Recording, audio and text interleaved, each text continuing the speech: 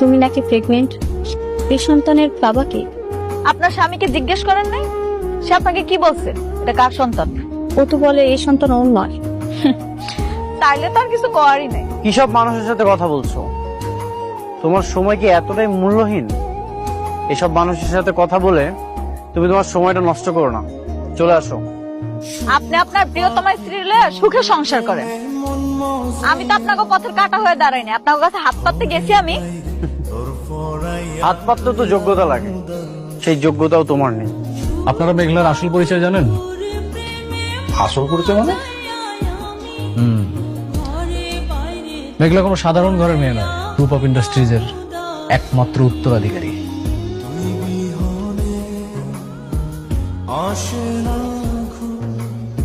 ও ছোটবেলায় হারিয়ে গিয়েছিল, আর বস্তিতে যারা আছে ওর পালিত বাবা মা। তার মানে অনেকের যে দুইটা বই হচ্ছে কোটিপতি।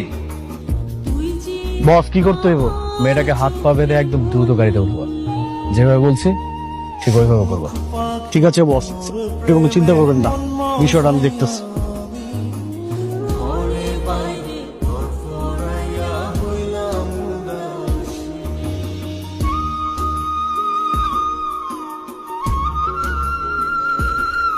কি ব্যাপার অনেক?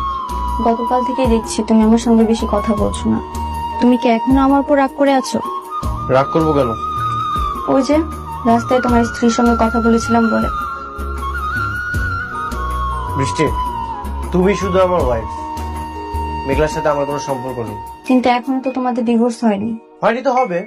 আমি যদি তোমার জীবনে না আসতাম তাহলে এরকম হতো না, তাই না? বৃষ্টি, আমার একদমই ভালো লাগছে না। আমার অনেক কাজ আছে, এগুলো আমাকে করতে তো। এটা অনেকবার নাম্বার না? হ্যাঁ, আপনি কে? আমাকে আপনি চিনবেন না। অনেকবারে বলেন তার স্ত্রীকে একদল মাস্তান কিডন্যাপ করছে, একটা নির্মাণাধীন বিল্ডিং এ আটকে রাখছে। কি? কারা কিডন্যাপ করেছে? আর কেন বা কিডন্যাপ করেছে? আপনি অনেকবারে বলেন তাড়াতাড়ি আসতে, তা না হলে কিন্তু বাঁচতে পারবো না। দিয়াবাড়ি 7 নম্বর ব্রিজের পাশে